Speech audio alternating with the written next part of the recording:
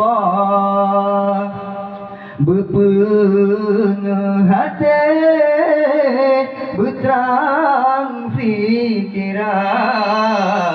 kitab Al-Quran berjenon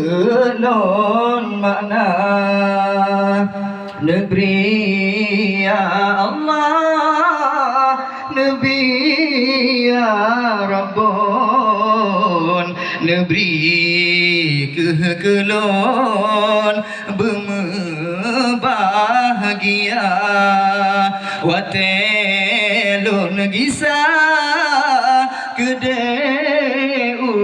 gampong beelun pedang balik